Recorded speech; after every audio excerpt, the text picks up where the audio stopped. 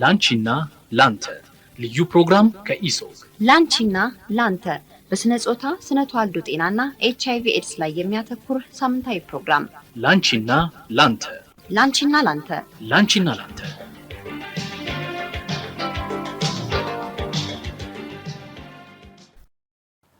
ጤና ይስጥልን ክቡራን ተመልካቾቻችን፣ ይህ በኢትዮጵያ የጽንስና ማህፀን ሐኪሞች ማህበር ኢሶግ የሚቀርብላችሁ የላንቺና ላንተ የዩቲዩብ ገጻችን ነው። ዛሬም አዲስ ርዕሰ ጉዳይ ይዘን ተነስተናል። ስለዚህ ጉዳይ እንዲያወሩን ባለሙያ ጋብዣለሁ። ባለሙያውን በቅድሚያ እንድትተዋወቁ ላድርግና ወደ ዋናው ርዕሰ ጉዳያችን እንገባለን። አብራችሁን ቆዩ።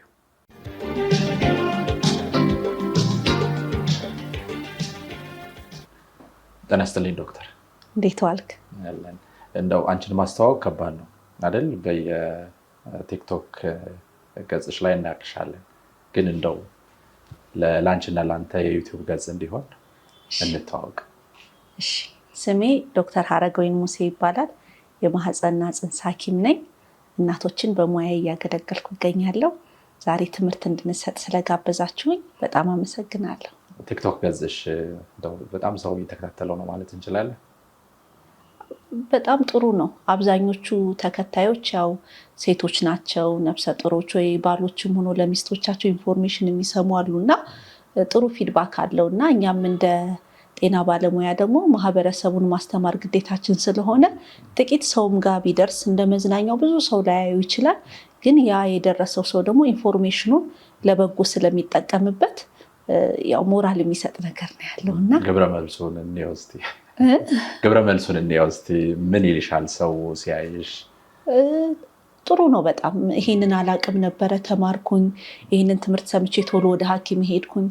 አብዛኛው የትምህርቱ ዓላማ እንደዚህ አይነት ችግሮች ካሉ ሐኪማችሁን አማክሩ፣ ይሄ ኖርማል ነው፣ አስጊ የምንላቸው ምልክቶች፣ ዴንጀር ሳይን የምንላቸው እነዚህ ናቸው የሚለውን የበለጠ ሴቶቹን ማሳወቅ ነው እና አሁን ደግሞ አብዛኞቹ አሁን በተለይ አዲስ አበባ ላይ ያሉት እነሱም በተለያየ ሙያ ውስጥ ቢሆኑ በትምህርት የገፉ ስለሆኑ ባንክ ውስጥ የሚሰሩ ጠበቃዎች የተለያየ ሙያ ስላላቸው ትንሽ ኢንፎርሜሽን ካገኙ ፈርዘር ስለዛ ነገር እያወቁ ኢቭን ክትትል ቦታ ለመምከር ስሞክር አንዳንዶቹን አይ በቃ ቀድሜ እኮ አውቄ ይሄን ተጠንቅቄያለሁ፣ ይሄ አይበላም፣ ይሄ ክልክል ነው አይደል፣ ለዚህ ነው ምክንያቱ እያሉ የበለጠ አዌርነሳቸው እየጨመረ ሲመጣ ሳይ ያ ደግሞ ሞራል የበለጠ ይሰጣልና ጥሩ ነው። አይ ጥሩ። እንደው በተለያየ አጋጣሚዎች ስንተያይ እንደው የጤና መረጃዎችን በተለያዩ አማራጮች ማቅረብ የህብረተሰቡን እንደው ስነ ልቦናውንም ማስተካከል ሊሆን ይችላል። በተለያየ ውዥንብር ነው አሁን ጊዜውም በጣም በርካታ መረጃዎች እውነትም ውሸትም የሚመጡበት ነው። ከሐኪሞች ሲሰማ ደግሞ ይበልጥ ተአማኒነቱ ስለሚጨምር እንደው በዚሁ አጋጣሚ ቀጥሉበት ማለት እንፈልጋለን። ግዴታችንም ነው። ዋው ግን ጥሩ ነው ሞራል። ወደ ዋናው ነገራችን እንመለስ። ዛሬ የምናነሳው በተለይ እናቶች በቅድመ ወሊድም በእርግዝና ወቅታቸውም ከዛ በፊትም ባሉ ጊዜያት የተለያዩ የቫይታሚን አይነቶች፣ የሚነራል አይነቶች፣ የብረት ማዕድናት ሁሉ አብረው እንዲወስዱ ይደረጋል። የትኞቹ የመድኃኒት አይነቶች ናቸው? በጊዜ እንደው ከፋፍለን ከእርግዝና በፊት የሚኖር ይኖራል፣ በእርግዝና ወቅትም ምናልባትም ከዛ በኋላ የሚወሰዱ የትኞቹ ናቸው ብለን ማንሳት እንችላለን? እሺ፣ አጠቃላይ አሁን በተለይ እኛ እንደ ታዳጊ ሀገር ትኩረት የሚያስፈልገው ፎሊክ አሲድ እና አይረን የሚባሉት ሁለቱም ጥረ ነገሮች ናቸው። አሁን የውጮቹ ላይ ፎርቲፋይድ ፉድስ የሚባሉ አሉ። ምግባቸው ላይ ቫይታሚኖች ተጨምረው ፕሮሰስድ ፉድ ሊያገኙ ይችላሉ። እኛ ሀገር ግን ምግባችን ኦርጋኒክ የሆኑ ምግቦች ስለሆኑ እንደዚህ ኤክስትራ እጥረቶችን ሊሸፍኑ የሚችሉ አይደሉም።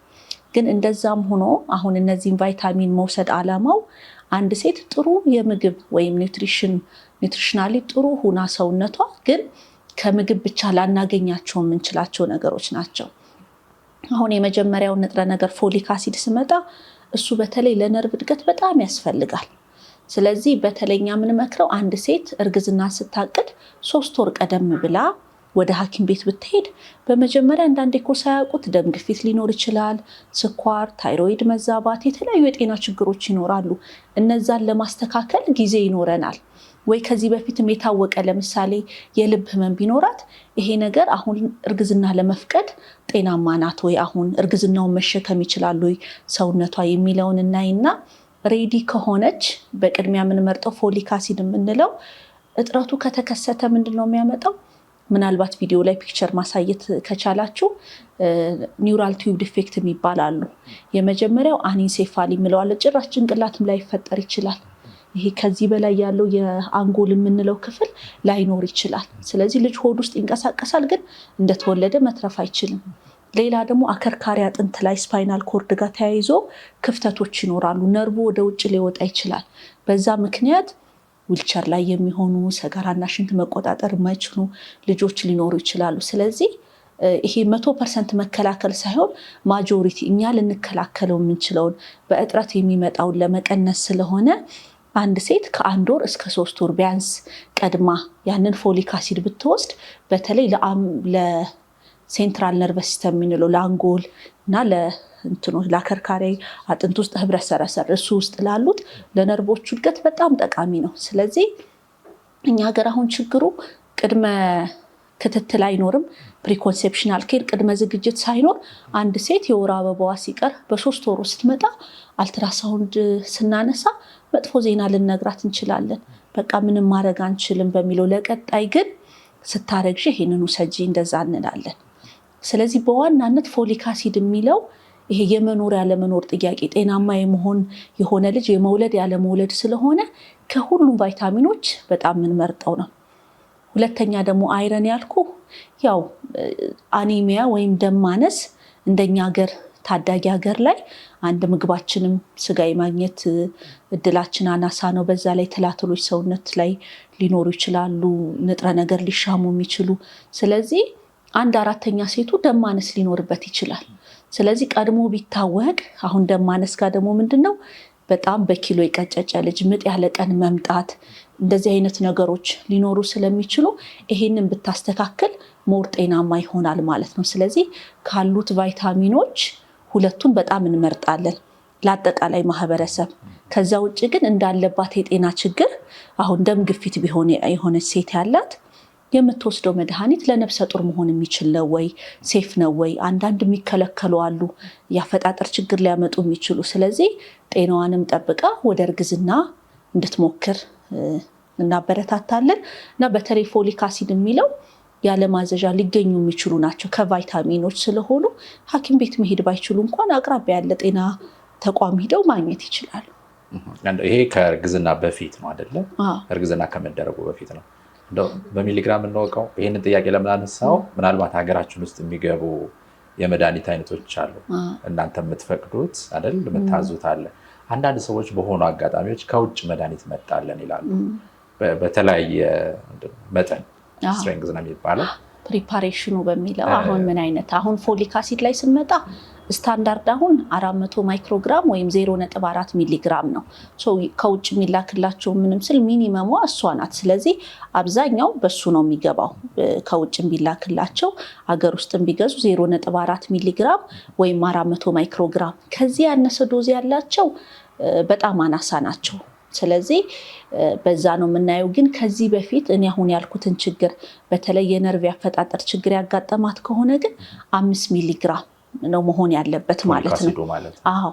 ስለዚህ ዶዙ ከፍ ያለ ነው። ለጀነራል ፖፑሌሽን ሲሆን 0.4 ሚሊግራም በቂ ነው ለምትሞክር ሴት። ከዚህ በፊት ያፈጣጠር ችግር ግን እንደዚህ ከፎሊክ አሲድ እጥረት ጋር ያጋጠማት ከሆነች ቢያንስ ለ3 ወር ከፍ ያለ መጠን ያለው 5 ሚሊግራሙን ወስዳ ከዛ ነው ወደ እርግዝና መሄድ ያለባት። እርግዝናውንም ላይ 9 ወሩ ሙሉ ብትቀጥል በተለይ የመጀመሪያ 3 ወር መውሰድ አለባቸው። ይሄንን የምለው ለምንድን ነው? አብዛኛው የነርቭ ክፍል የሚፈጠርበት ጊዜ ስለሆነና ብዙ ሴቶች ማቅለሽለሽ ማስመለስ በዛ ጊዜ ስለሚይዛቸው አብዛኛው ጥቅም ሆድ ከገፋ በኋላ ይመስላቸዋል። ግን እኛ እንደ ሐኪም ቀድሞና በተለይ የመጀመሪያ 3 ወር ላይ ቢወሰድ ለሚያድገውም ጽንስ የበለጠ ጥቅም አለው። ይሄ ፎሊክ አሲዱ መጠን ነው። አይረን ደግሞ የምንለው አጠቃላይ 27 ሚሊግራም ኤሌመንታል አይረን። ስለዚህ ፕሪናታልም ሲገዙ ከጀርባ ሰፕሊመንት ፋክት የሚላለ ምን ያህል ፎሊክ አሲድ አለው ምን ያህል አይረን አለው የሚለውንና ሚኒመም ብለን እኛ የምንመክረው አይረን ሲሆን 27 ሚሊግራም እና ከዛ በላይ ቢሆን ይመከራል።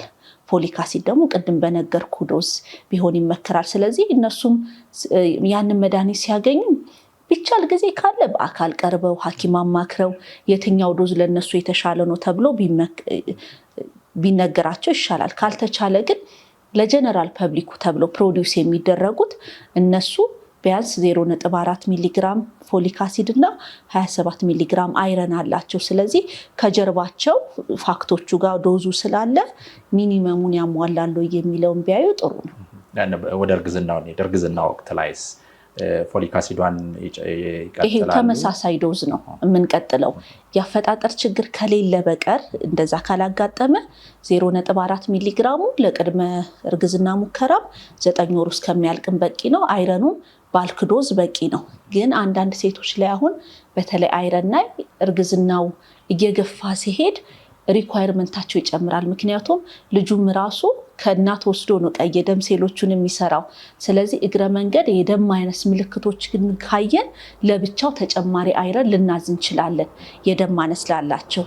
ይሄ አሁን የተነጋገርነው ዶዝ ጤናማ የሆነች ሴት ከሆነች ለቅድመ እርግዝና መሞከሪያና እርግዝናው ለ9 ወሩ በቂ ነው። እግረ መንገድ ግን ደም ማነስ ካለ ዶዙን እየጨመርነው ልንሄድ እንችላለን፣ ሄሞግሎቢን ካነሰ ማለት ነው። ቫይታሚኖችም አብረው ይሰጣሉ አይደል? ብዙ ጊዜ ያው ከ10 አይነት በላይ ቫይታሚኖች ይይዛሉ። ቫይታሚን ኤ፣ የተለያዩ ቫይታሚን ቢ አይነቶች ይይዛሉ። ግን ሌላ እንደ ተጨማሪ ሰው የለመደውን ለመናገር ኦሜጋ 3 የአሳ ዘይት የምንለው አሁን የአሳ ዘይት ጥቅሙ ምንድነው? ለአእምሮ ብሩህነት ያገለግላል። ቀድሞ አሁን ጃፓኖች እንደዚህ አይነት በጣም ጥሩ አስተሳሰብ ልቀት አላቸው የሚባሉት አሳ እናት ስለምትበላ ነው። ስለዚህ እኛ ከምግባችን ሁሉንም እንደዛ ማግኘት አንችልም። ስለዚህ ፊሽ ኦይል፣ የአሳ ዘይት ወይም ኦሜጋ 3 የምንላቸው አንደኛ ለአእምሮ ብሩህነት፣ ሁለተኛ ሬቲናል ዲቨሎፕመንት ይሄ ለአይን ጥራት ለቪዥንም ለእንደዛ የሚያግዛሉና በአጠቃላይ ጤናማ እንዲሆን ስለሚያገለግል በተጨማሪ ፕላስ ኦሜጋ 3 ወይም ፊሽ ኦይል ያለው ቢሆን የበለጠ ጥሩ ይሆናል።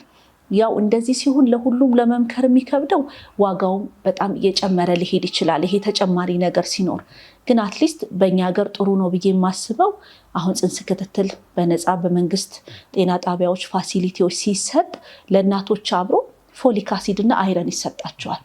ስለዚህ ኦሜጋ 3 ያው በተጨማሪ በግላቸው መግዛት ይችላል ወይ ምግብ ላይ መጨመር። ግን ቤዚክ የሚያስፈልገን ነገር ይሄ ከታች ጀምሮ ከትንሽ የጤና ተቋማት ጀምሮ በነፃ ለእናቶች ያለ ክፍያ መሰጠቱ ራሱ ትልቅ ጥሩ ነገር ነው። ስለዚህ ከጤና ጣቢያ የሚሰጣቸውንም ስታንዳርዱን ያሟላ ስለሆነ እነሱንም መውሰድ። በግሉ ለሚችል ሰው ግን የአሳ ዘይት፣ ኦሜጋ 3 ከዛ ደግሞ ምን ብለን እንመርጣለን?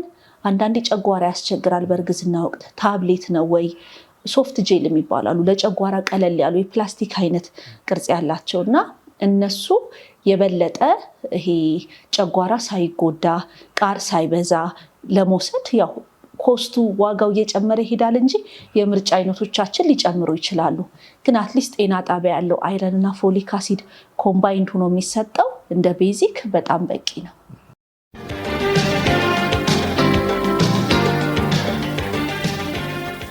ላንቺና ላንተ ልዩ ፕሮግራም ከኢሶግ ላንቺና ላንተ በስነ ጾታ ስነ ተዋልዶ ጤናና HIV ኤድስ ላይ የሚያተኩር ፕሮግራም ላንቺና ላንተ ላንቺና ላንተ ላንቺና ላንተ